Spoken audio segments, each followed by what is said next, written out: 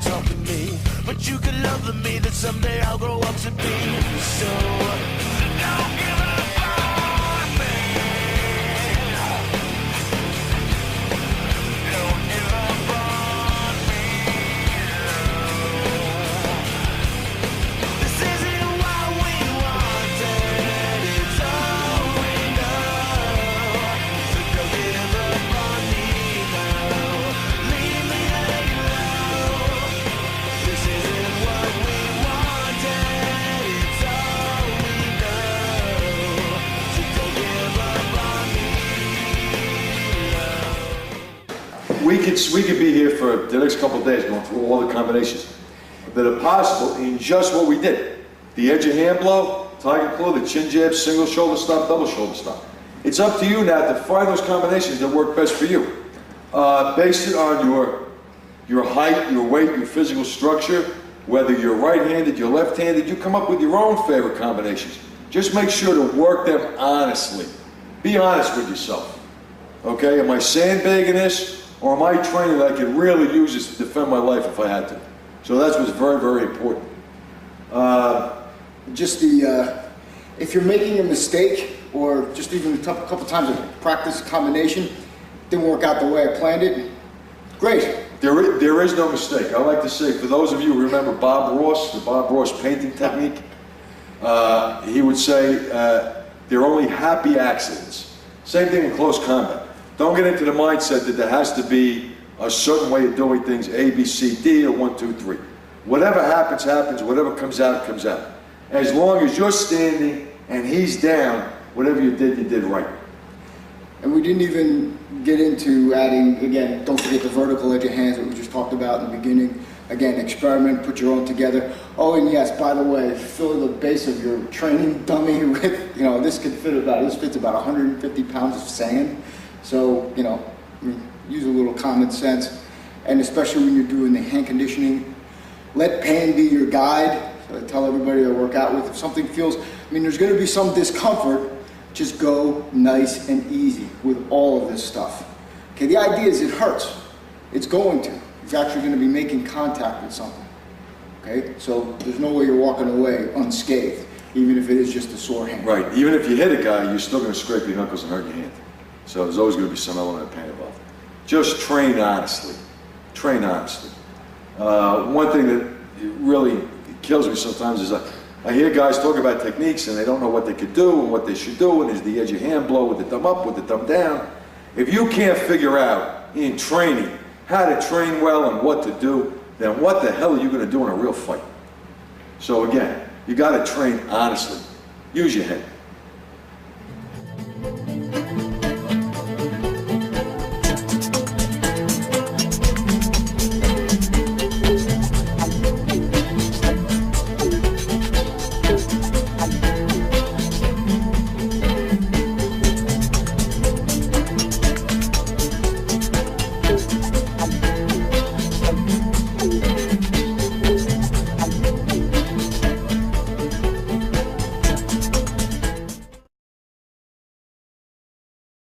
Okay, back to our Spark Pro.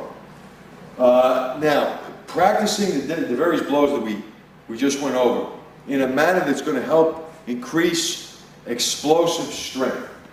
Very simply, the two ways to do this, one would be through pure isometric muscular contraction of the technique, and then through isokinetic, where we would try to include not only the tension but also movement. Very, very simple.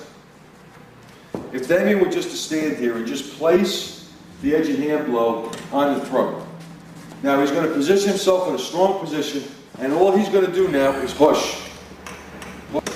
And he's going to hold that position. He's going to try to hold it for a count between 12 and 20 seconds. Then he's going to relax. And he's going to do it again.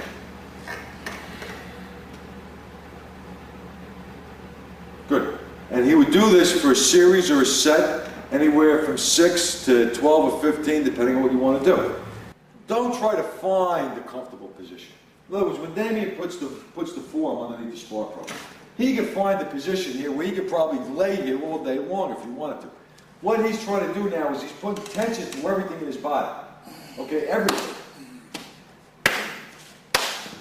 Okay, this is all tense. This is all tense, almost like doing a Shime test on a science sheet. Now, he did this with the entire body. The next drill will be to stand closer at an angle and just use the arm, using the deltoid and the tricep without using so much body. And he would do the exact same holds and configurations. Now, go to the chin jab. Exactly the same. He's going to try to lift the dummy. And just hold. And down. And he would do the same thing. Now, if you want to get more power in your technique, then come in. Let's say he's going to do the tiger claw. You can grab the belt with one hand. Pull it up. That's it. So he's going to pull as he pushes. Hard. That's it. You want to get that muscular tension and that contraction. And he's also now going to use the hand to practice gouging in. Okay. So that's when you can do this with all your techniques. So that's one way to do it. Now you can do it almost like you're lifting weights and do it repetition. Grab, push and down, push and down.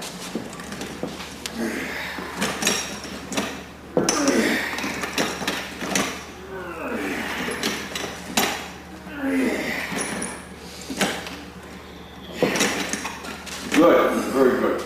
And the last thing you would want to do is, let's say Damien would grab the back of the neck of the dummy.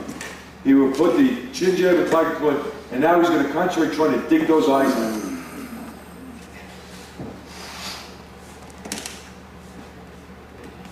Good. And again. Good. So that gives you several strength training exercises specific to developing explosive power in your technique.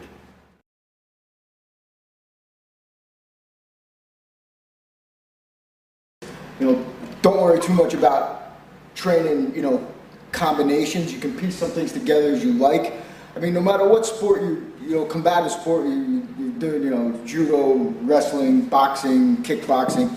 I mean, you'll have like just a handful of combination that you'll use.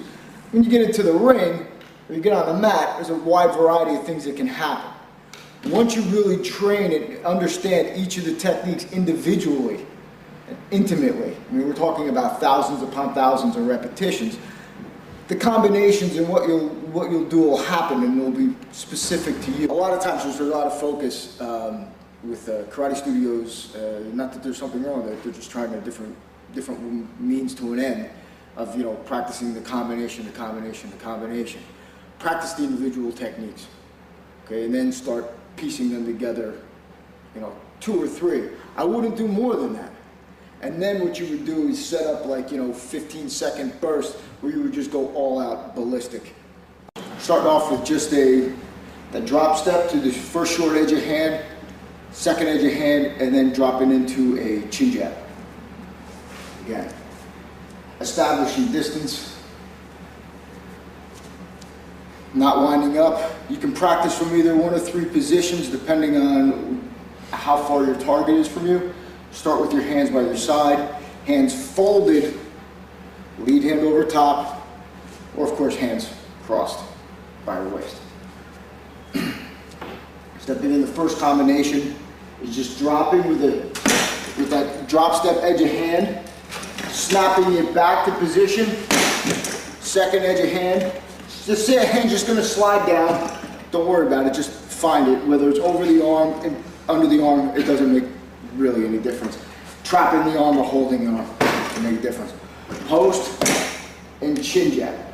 Okay? So just start off nice and easy. 1, 2, 3. Again, just easy. 1, 2, 3. Again. As you get a little more comfortable, you put a little bit more pepper on it.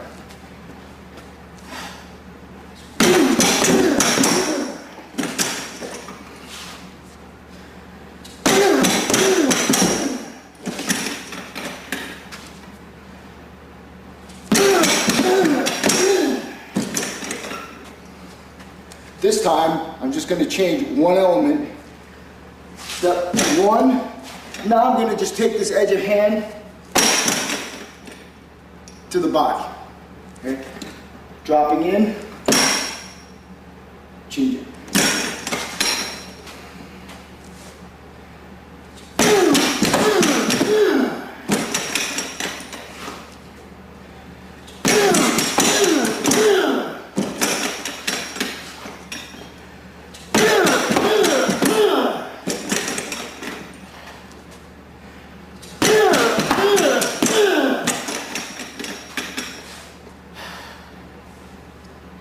Next, we'll start with a punch stop. And you can be a punch stop or a tiger claw, doesn't matter, okay? It's the same body kinetics. We'll step with a punch stop. One, it's gonna immediately step back, edge of hand high, low, chin jab, okay? So now we just replace the short edge of hand drop step with the punch stop or tiger claw drop step.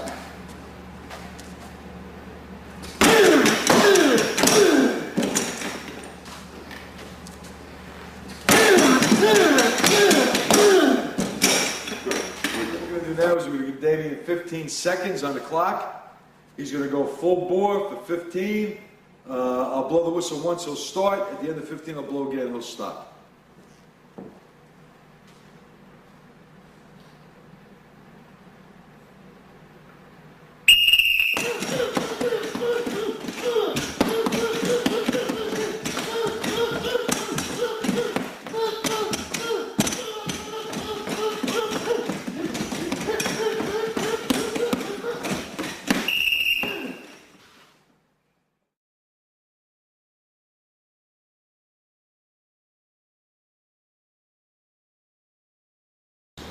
Now with the chin jab, when you form the chin jab, you want to bend the hand back, you want to claw the fingers as if you were holding a shot put, and what you're going to do is you're going to strike in an upward direction using this area, the heel of the hand, and coming under the chin. When you do this, you want to come up the center line, you want to let your forearm glide right up through his sternum. This way, okay? That's the proper mechanics for the chin jab. It's also very, very good to seize him somehow behind the back, okay? Right at the kidney area. Now, if you notice when I do this, when I grip, I also seize. And I'm going to show you how to train this grip, because this grip is also going to be important. Now, how would you use this? Well, let's say a sudden charge with an overhand grab. Come on. This way, okay? All right, as he were to move in, you catch him right with the chin jab. That's a very good drill to do. You could do it very ballistically, very hard with your training partner, and it works very well. So that will give you an idea how you would use the chin jab. Also, you could use it as a follow-through after you attack with the edge of your hand. So now we'll demonstrate how to drill it on a spar pro. Standing in front of your spar pro about a pace away, you can start just square. Okay, we're just going to concentrate on just the mechanics of the chin jab. So I'll be striking with my left hand, so my opposite foot, my right foot is going to be just stepping just to the outside frame of the spar pro. My right hand will be seizing the back of the spar pro. At the same time, we're immediately following, seizing. Now we're going to drive in and make contact with the chin jab as it travels up.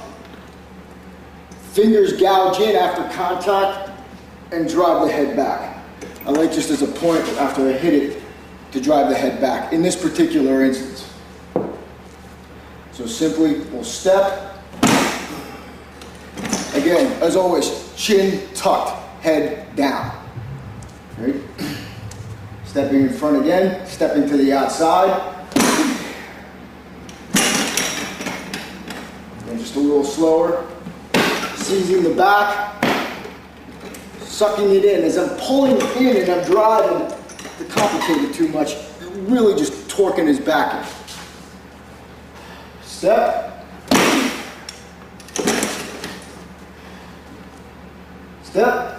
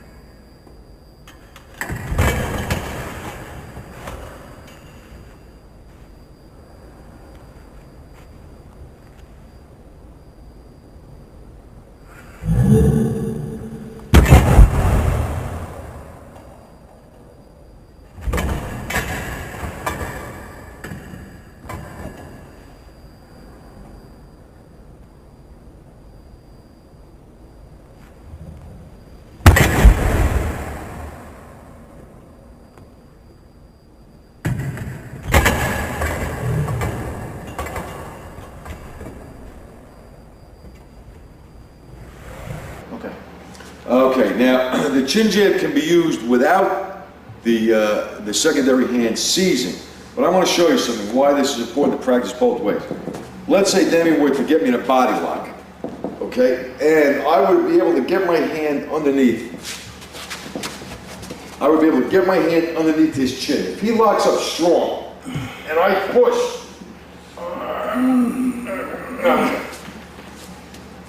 I can push pretty hard. It's not having much of an effect on Damien. But I want you to watch something. Same situation.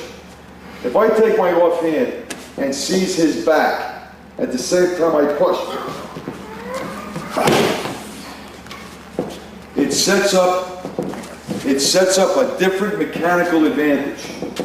When I go to push the chin jab and Damien is able to kick his hips out even a couple inches backwards, he can resist the chin jab. As soon as I push this in,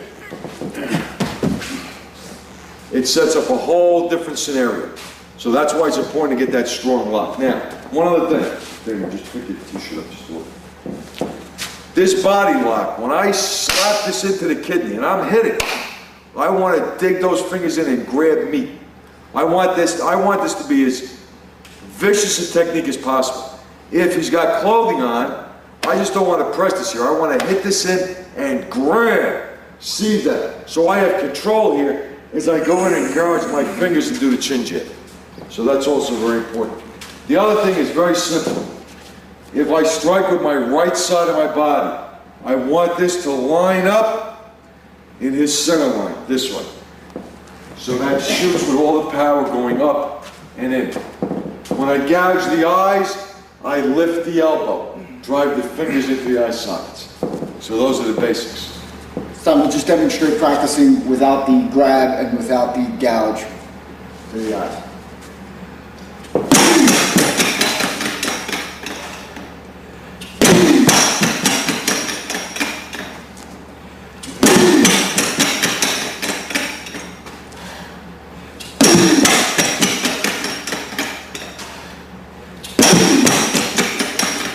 Again, still stepping. Another important point is just to remember, just if you can, given your differences in height of you and your target, just again, just trying to keep your head just about shoulder level. Okay? Simply because, again, this is where the grabbing and all the striking is going to be generated from. Pretty much the same level as where the shoulder is. So when you're stepping again,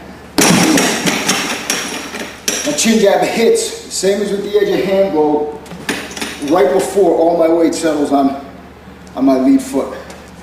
Step. Don't worry about staying in front of it because both you and your target are not going to be sitting here for long. So just let your body weight go past it.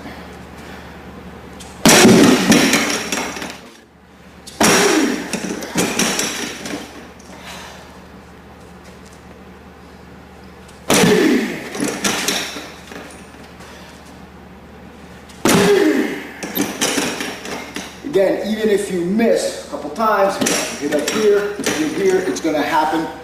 Keep training through it. Don't stop, because guaranteed you're going to miss.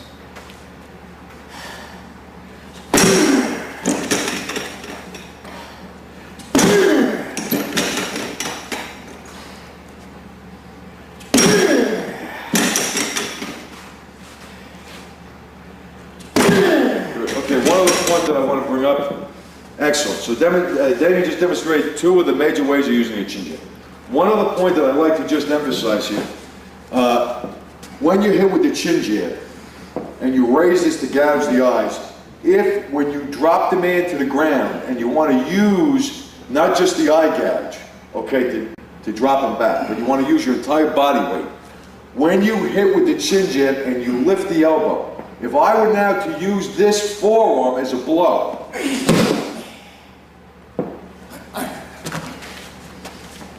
I'm striking, I lift this up. Now, instead of just using the hand to push, I take this forearm, I drop it straight on his sternum, and drive him right down, aiming to drive the back of his skull directly into the ground.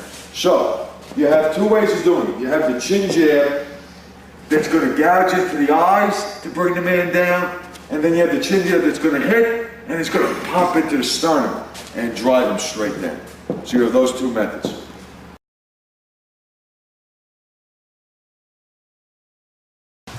Okay, the next fundamental blow that we're going to go over is the tiger's claw. Now the chin jab and the tiger claw are very similar. The hand position is almost exactly the same. The wrist is going to be bent back, the fingers are going to be clawed, the thumb is going to be clawed. The only difference now is that this blow is going to lead straight out into the face. And what you're trying to do is as the blow hits, the fingers are going to hit first, they collapse, then the heel of the hand hits. So the fingers are going to gouge into the eyes.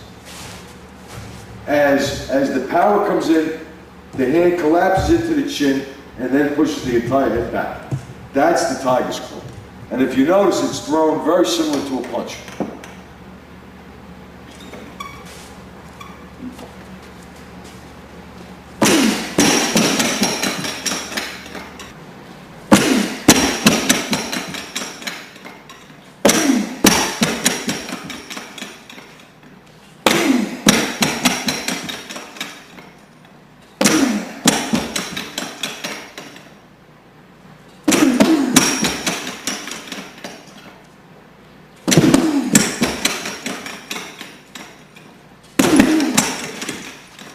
Okay, very good. Now the tiger claw is excellent as a preemptive blow, especially when you're caught flat-footed and you can't blade the body. From this position, if he were just to explode out right into my face, that's a perfect maneuver. And it works excellently in conjunction with the edge of hand blows, especially the horizontal blows, and of course with the chin jab. So the edge of hand blow, the chin jab, the tiger claw, your three fundamental blows give you a really comprehensive street fighting system. And if you understand the mindset of aggression and attack, in a real attack and a real assault and a real street fight, you do not spar, you do not duel. It's not a challenge match. It's an attack. It's an attempted homicide. That's what it is. So you're going to have to do as an aggressive, explosive, powerful defense as possible. Actually, not even a defense, a counterattack. And you've got to take ground. This is what this is designed to do. Okay, the same way that the tiger claw is a blow that's coming straight out this way. The shoulder stop, the single double shoulder stop, are also very effective. In a close-in situation where I wanted to gain distance, and I don't want to do a severely damaging blow, a shoulder stop, let's say a single shoulder stop, that would hit his shoulder to unbalance and maneuver him, okay, is very effective. I like to go to the right side almost immediately. If somebody were to approach me in a threatening manner, and I don't have time to move back, as he comes in, I'm going to hit with that shoulder stop to move this away, to stop him from trying to draw a weapon with either hand, to off-balance him, and also to set up my power hand either for the tiger claw, for the chin jab, or strike, and come in with the other hand.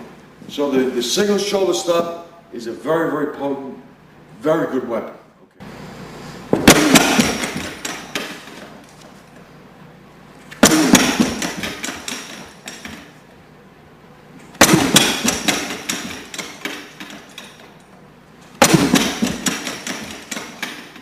Now double.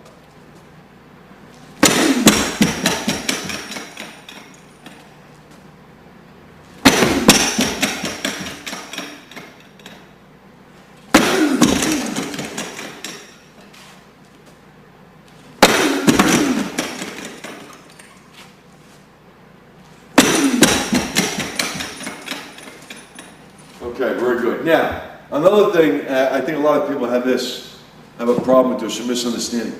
You know, in a real fight, technique happens as it happens. And it's not like a martial arts system per se that is taught in a systemized manner where there is very little tolerance for variance. A shoulder, I can hit this shoulder with a shoulder stop. I can take this hand, hit this shoulder with a shoulder stop. If I were to grab him and spin him, there's nothing to say I couldn't hit the back of his skull with a shoulder stop. I do whatever I have to do at the time. The idea is to learn and attempt to master the physical mechanics. Then you use them however you have to use them. The double shoulder stop is great training to turn into a double tiger's claw. Whatever you have to do at the time, you're going to do. The key is that you have the body sense, the mechanical awareness to hit with the proper speed and power. All right, conditioning the heel or the palm of the hand actually is a little easier and less painful than conditioning the edge of the hand, the fist, the fingertips, all of which we'll cover in later tapes. All you really need right now is a cinder block, and you don't even really need to cover anything. You got to remember that the chin jab is generally going to go to the point of the chin. Very, very hard target. So there's not a lot of cushioning in someone's chin. So it's not really necessary to cushion the strike. But you also, in the same regard, you don't necessarily have to hit that hard. The other thing to realize is that when we condition the base or heel of the hand, we also want to try to condition the palm and the fingertips for both the chin jab and the tiger claw. Starting with the heel of the hand, on the edge of the brick, just practice lightly, about 8 to 10 inches.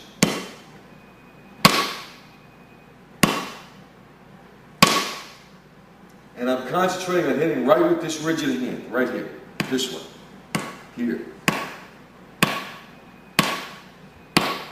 Very easy, very light, very simple. And then little by little you can start hitting harder and harder. I'm sorry, iron palm.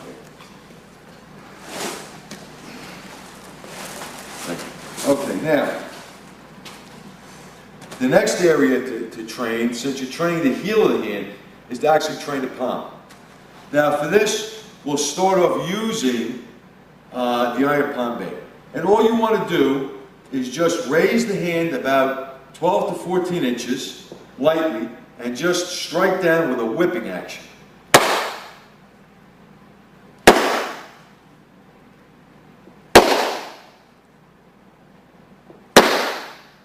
I'm trying to get a whipping action. That's what I'm doing to condition the entire area of the palm.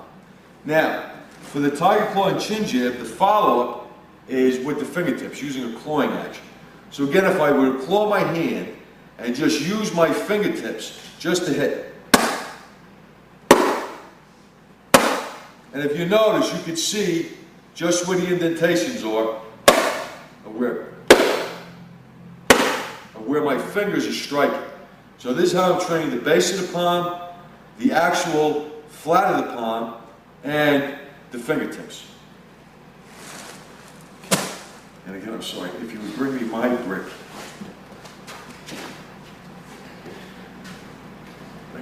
Okay, now, for a little more advanced training, if you again use a thin pad, I actually, underneath here I have a varnish pad that you can get at Home Depot or Lowe's. Very thin pad underneath the heavy grit sandpaper. Now, once you feel comfortable hitting the brick, now you can also practice the same type of techniques that we practiced on the iron palm bag on your brick. So you can also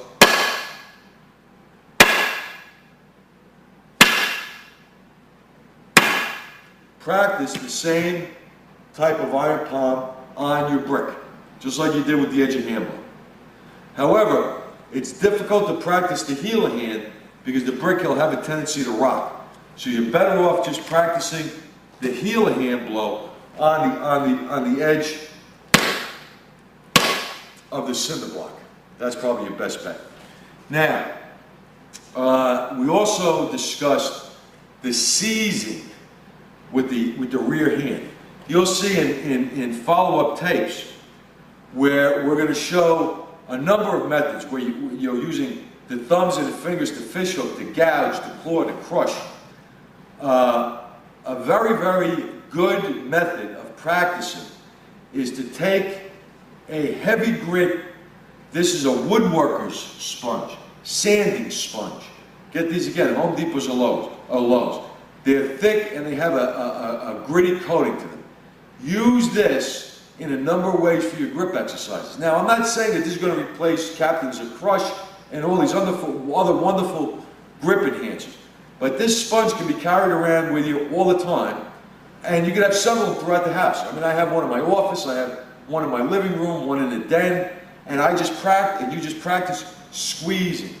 Okay, now, normal grip, but I'm replicating, thinking that I'm grabbing a handful of flesh right over the kidney and crushing that, and crushing that. And you'd be surprised the consistency of this sponge is very close to what it would be to grab a handful of skin. The other thing is that you can practice, this sponge alone can replicate or train you how to see somebody's ear, okay, or how to drive the thumbs into the eye sockets. A lot can be trained with this. We're going to show.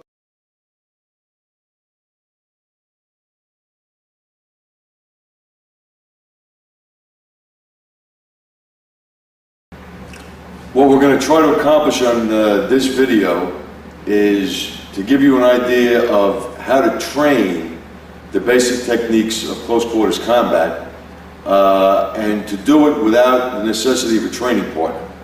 Now, this is not to say that not having a training partner is an ideal situation, but for many, many people, the ability to train consistently with a group of people or another training partner is very difficult. So it's good to have a system that is productive and effective and allows you to increase your ability in the basics of self-defense and unarmed combat in a manner that does not necessitate having to train on a consistent basis with a training partner. What we're going to do is we're going to break down some of the basic techniques. We're going to demonstrate them with a live training partner. We're then going to show you how to train them using a Spar Pro or a similar type of dummy. Then we're also going to give you an idea of how the blows can be conditioned to make them even more effective. The first blow that we're going to cover is the edge of hand blow. Now, there seems to be some confusion in the method of use when it comes to striking with an edge of hand. What we teach, basically, for a beginner is to simply snap the hand into an open position. The thumb extended, the fingers extended, the hand firm and tensed. Now, this idea is generally for a person with no prior experience. Someone that has training in the martial arts that's used to doing a shuto or tegatana or any type of martial arts edge of hand blow would form the hand in a different position. There is nothing wrong with this. If you've trained in a martial art and you are comfortable with doing this type of hand position and it becomes instinctive, that's fine. Fairbairn's initial concept in teaching people with no prior training was to get them on spot as quickly as possible. So, for them to just snap the hand open convulsively, allow the fingers to be open, not folded, the hand not to be weak, the hand to be tensed, so that when you strike with the edge of hand blow, there was some tension and some snap. That's the reason why we advocate that. It's a blow for a complete beginner, and it's the most effective manner to teach and to use an edge of hand blow. Generally, what we're going to work on as an initial blow is the backhand edge of hand blow. We want to do that with as much body torque as possible. There are a number of different ways to do this. One of the simplest methods for gaining distance is simply called a drop step. What you want to do here is, instead of making any preliminary move, any type of subtle body shifting before you make the charge in, you would simply want to raise the lead foot and just let your weight fall directly in. So you're not giving the guy any clues to what you're doing, okay? There's no subtle movement of the shoulder or the hip. There's no transfer of the weight to a back leg to get a kind of sprinting explosion of push-off. all you would do is simply raise this leg and plant it somewhere along his center line. So the leg would just be raised and the body weight just falls in. Now, we also don't want to telegraph the edge of hand blow at this stage by doing this, because he's going to react to this. So our hands should be in a position that are non-threatening, but also are setting up the blow without a lot of preliminary movement. So, from a type of position that you would want to keep distance when you first approached, you would move back, open that gap, and then you would move the hands in a position where they're ready to throw the blow. As he would cross that distance, that's when the blow would come out. Now, it does not have to be directly with the edge of hand. The idea here is that you're chopping from the elbow to the edge of hand. Whatever hits, hits. The hand comes up as a guard as you move in. So if he were to just flail his hands as I move in, my head is protected and this blow comes in. Now I'm dropping this hand so you can see what I'm doing. As I move, this hand would also come up. Now from this position, you can immediately whip back to strike again. You could punch, you could knee, whatever is necessary as a follow-up. So that's going to be the first blow that we're going to practice on the dummy. Well, when you set up your Spark Pro, it's probably a good idea to put some type of garment on it, just to make it a little more realistic. The other thing that's important is you need some kind of index as to where your feet are going to be moving, especially when you're doing a drop step or you're doing any kind of side step or any kind of footwork training. So, a simple way to do this would be either to take a pair of boots and to put them in a position that would simulate where the opponent will be standing, so that you can now practice. If you're trying to practice moving down the center line, you have a point of reference. If, let's say, you were practicing a drop step and foot stomp, where you're trying to crush the instep as you move in to strike the blow, well, this would be your target. So this is how you would train. So this is a very simple way of doing it. If you want, another way just to use as an index would be just take something like dumbbells. Just place them there, just to give you an idea of where the foot position would be. Now, in reality, the assailant could be standing on a line. He could have one foot forward. He could have the other foot forward.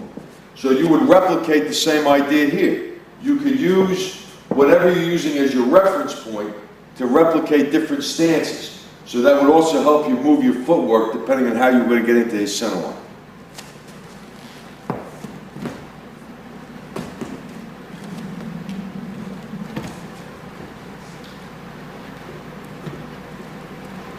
Okay. Now Damien is going to stand in front of the dummy. He's going to blade himself. Okay. Now he's just going to easily, without using a lot of strength and tension, what he's going to do is just practice the drop step and the edge of hand blow.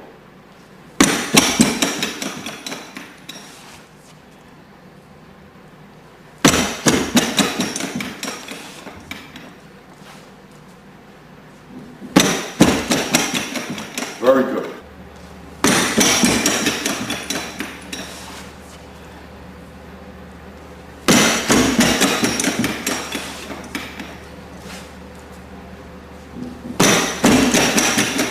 Very good. Okay, so the important points are he's using the boots as a reference point, making sure that he's coming down the center line.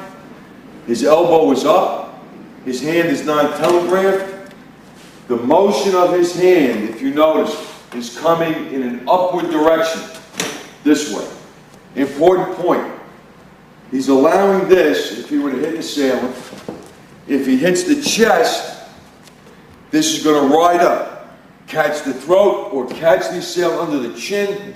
Very important point. When this happens, the balance is destroyed. And that's very, very important. And again, you'll notice that his elbow is up, his head is tucked, this hand is protected. So any type of motion that the assailant were to make in reaction, you got a very good cover.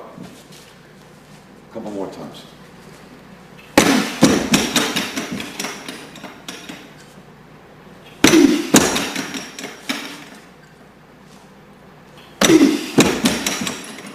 Now increase the distance, step back a little bit more.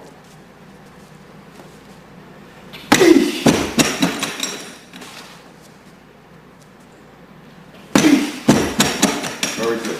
Okay, what you do is little by little, you increase the distance and you train even more explosively for the drop step.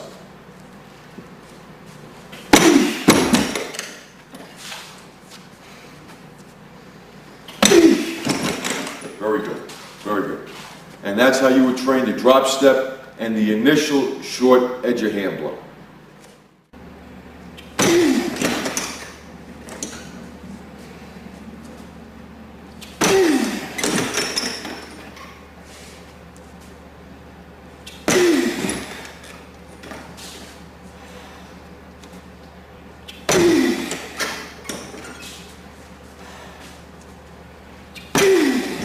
Okay, very good.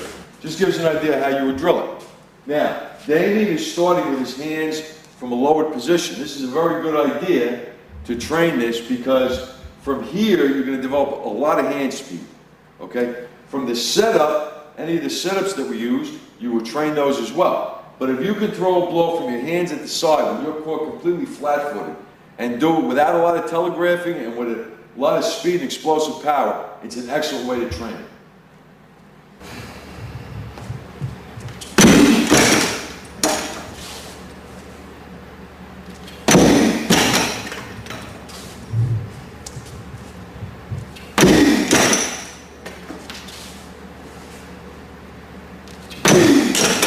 Good, very good. All right, so that's the most basic initial technique to close the gap to get distance. It's a preemptive strike. It's very effective. It's contingent on being able to open the distance, challenge the assailant. As he attempts to close the distance, that's when you attack. That's what you're trying to replicate when you train with the dummy. Now, from that initial drop step, good, do drop step. From that initial strike, now we have to have a follow-up.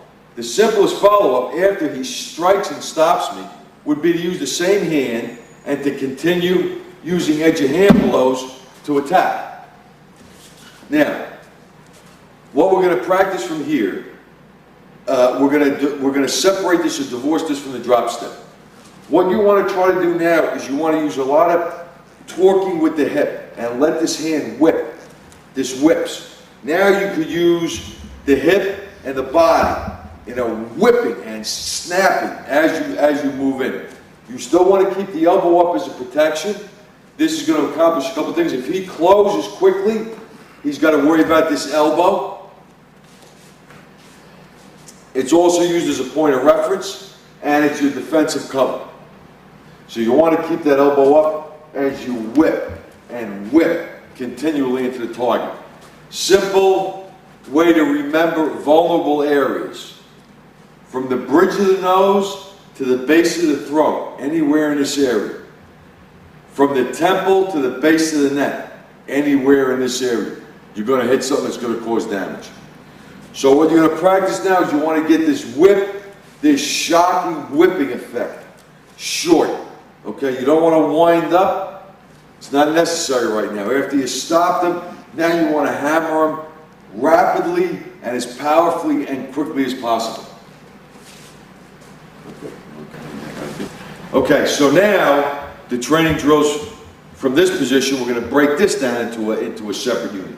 What you would do is now you've already entered in with the drop step and the initial edge of hand blow. Now you're just going to practice the whipping or short, close-in edge of hand blow. So what you want to do is you want to replicate the position from here. Now you just want to strike from this position. Use a lot of hip, legs, and you want to hit as hard and fast as possible. Any target from the bridge of the nose to the base of the throat, from the temple to the base of the neck.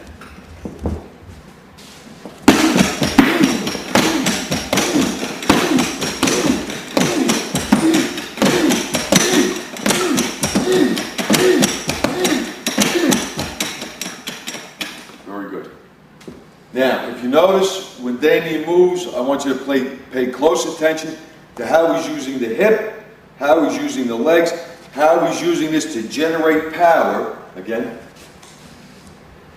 and the whip.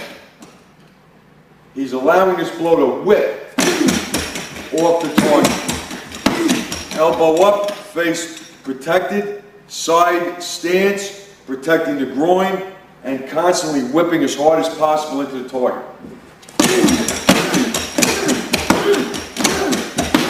Now, even if an assailant were to try to bring the hands up to defend, you smash those hands either down or right back into him, and you keep on attacking. You've got to take ground. That's what will help you win or survive this situation. Couple more times.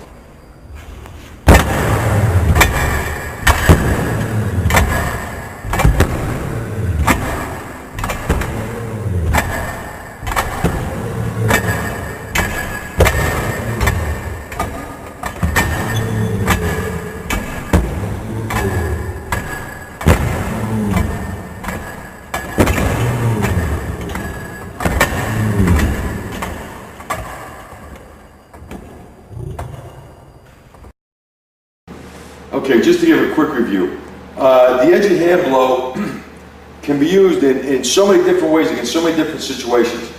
It really is a preeminent blow to try to gain some mastery over, because it really can be used in just such a wide variety of situations that I don't think it's given its just due. Like I said, it can be used in a backhanded manner, it can be used in a downward manner. You can hit bone with it, you can hit muscle. Like I said, striking into the throat could be just as effective as hitting into the solar plexus, as hitting into the collarbone, as hitting to the back of the neck, hitting to the kidneys. Even the muscles of the legs and the arms are going to take a terrific pounding when you really learn to condition this edge of hand blow. And like I said before, you have to be able to train it in order to get the type of effect into a soft body target, let's say the side of the neck, that you would have an effect hitting the temple, hitting side of the neck, hitting the collarbone, hitting the muscle of the forearm, right here, okay, hitting the bone. Let's say if the hand was turned this way, hitting the bone. All these blows have to be effective as you hit. And like I said, you're going to work in combination and also in different angles. So what we're going to do now is we're going to replicate on the dummy how we train for striking with different angles. Okay, back with our Spar Pro. The Chinese call the edge of hand blow the 1,000 hand blow. And as a matter of fact, if you were to look at the symbol in Chinese that describes the edge of hand blow, you'll notice that it's a series of vertical, horizontal, and angular slashes. And that's what demonstrates how the blow can be used. So, you know, virtually any type of angle can be used. If it's trained, it can be used powerfully. Our predominant ones, of course, are the horizontal, this way, and the vertical, striking down vertically, coming into the collarbone, the back of the neck. Those are the two simplest ones. But you have a variety of targets that can be struck. The blow can be struck upwards into the throat, underneath the nose this way, into the solar plexus, into the ribs, okay? The bridge of the nose can be struck in a downward angular motion this way. Let this bounce as you strike. Come under the nose, then into the throat. Bridge of the nose, solar plexus, then the throat. So the blow can be used at any of these targets. And what you do is you pick a series or a sequence that makes sense. If I strike under the nose, this is going to try to lift the head, snap it back, and expose the throat. I might strike the collarbone on one side, collarbone on the next, go into the side of the neck, go into the temple. Strike the temple, strike the side of the neck, strike the rib. Sidestep into the throat, into the nose. Any combination that's logical and makes sense. Just practice, pick a combination and practice it.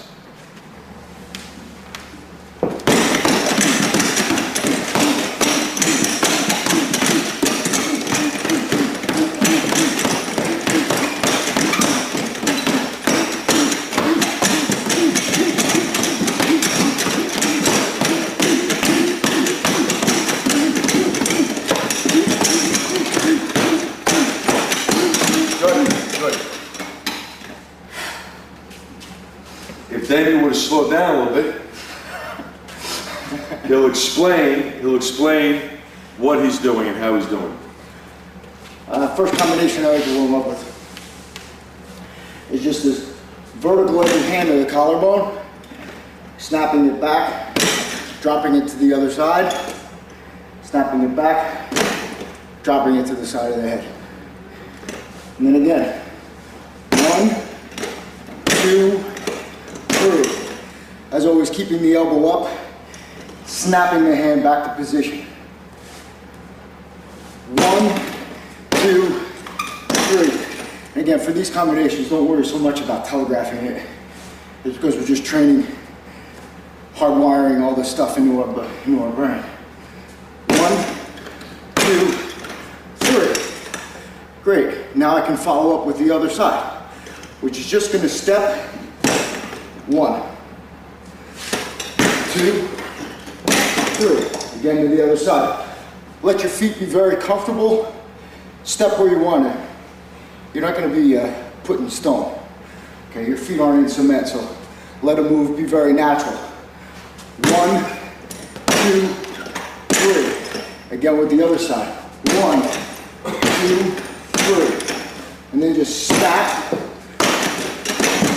and snap, snap, snap, snap, snap, snap. Just get a little comfortable with that. Put some weight in your feet and practice just stopping and dropping right after the hand hits. So make sure that you have you're putting all your weight and your energy into that point of contact. So 1, 2, 3. Other side. 1, 2, 3. You get a little bit more comfortable and just have at it and just start really just knocking the heck out of it.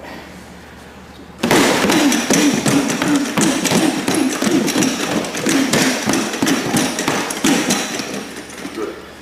Okay, a couple other points that are important. Damien explained with the footwork. In a real fight, those stutter steps and those stomp steps are very important because as he's hitting me, and now I'm either defending or whatever I'm doing, those stomps could be foot destructions. He's smashing on my feet, smashing on my instep. They're also good training for these very quick, fast flicking kicks that you would use. As you're moving in, you just, especially with boots or shoes on, don't underestimate these, to the kneecap, underneath the patella, into the shin. So that's also good training. Like Damien said, you're not rooted in cement. Footwork is very, very important. You want to move like a boxer move. You want to be able to shuffle, quick sidestep, retreat, attack, in conjunction with the hand blows. Very, very simple. Damien showed you a very, very basic combination. You can come up with hundreds on your own. Very, very simple. This is how you want to train with the Spar Pro. This also to address this concept of aliveness in training.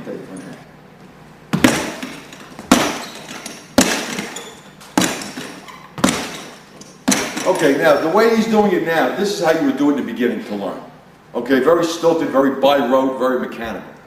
And anybody that saw this would say, well, no one's going to fight like this, and they'd be absolutely right.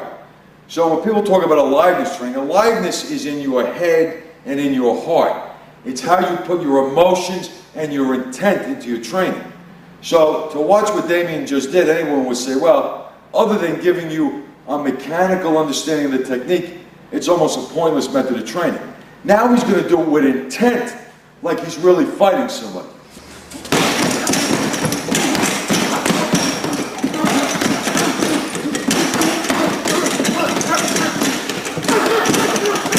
Good.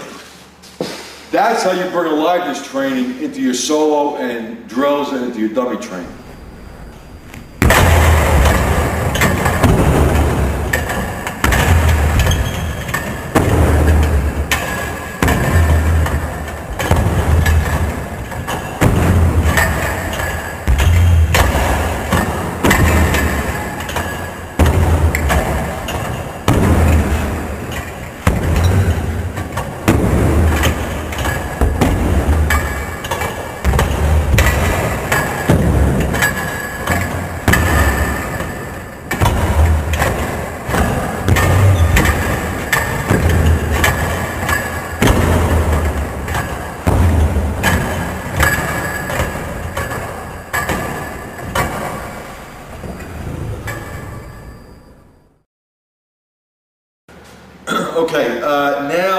talk a little bit about conditioning the edge of hand blow.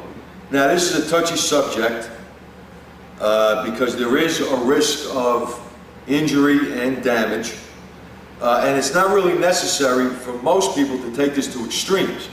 If you want to take it to extremes, that's your prerogative, but you should do some conditioning in order to strengthen and toughen the weapon, and also to give you confidence that you actually have a weapon. I think this is very important. This allows you to move into your attack with 100% confidence in damaging the assailant as opposed to damaging yourself. And I think that's a major, major factor in being able to get the proper mindset and the proper physical explosiveness to drive through an attack.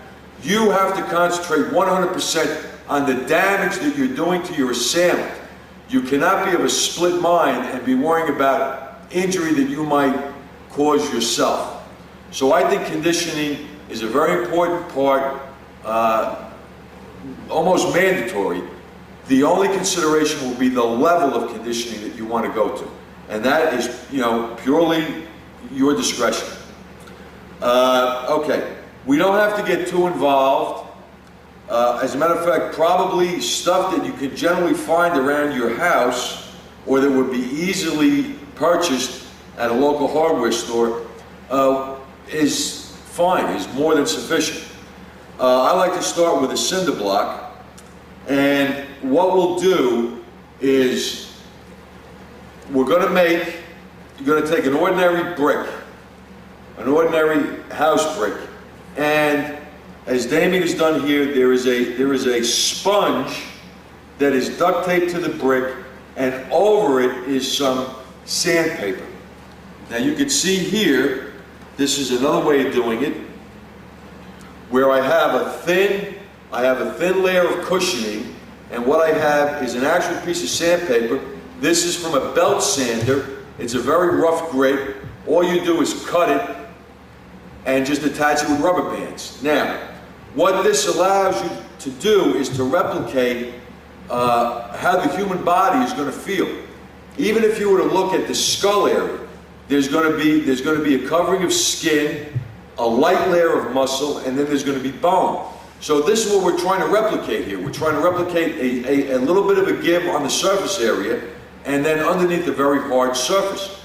So what we will be doing initially when we practice this is to try to get a feel of penetrating through the target in a manner that would replicate how it might feel to hit a human being.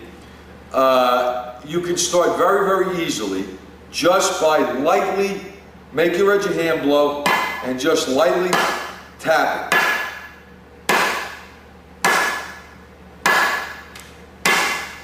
I'm tapping lightly for me. I mean, you start at whatever level of intensity you want, but it's very loose. Don't tense up and just try to feel. Try to feel the weight of the arm as it goes into the target. Now, another thing that you can do is, again, now this is a sponge. It's got a little bit of thickness to it, not too much, but it's dense. You can place this on your cinder block. Once again, place your brick on top of that. Now this will give you the same type of feeling on the surface area, but it will give you a little bit of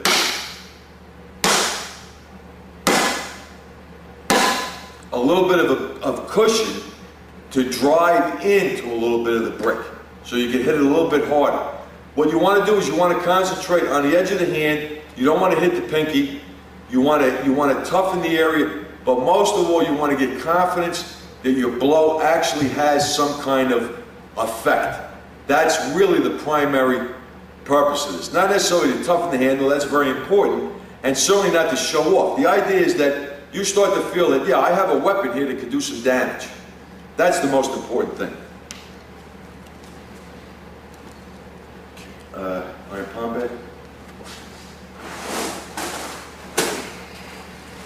Okay, here's a commercially available iron palm bag. Now again, you could just set this on top and just start lightly, just practice.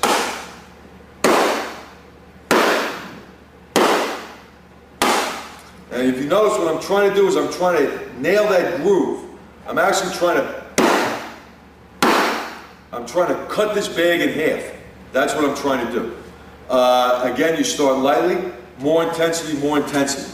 What you want to try to do with a bag like this is, I want to try to get that groove. I want to try to separate that material with each strike.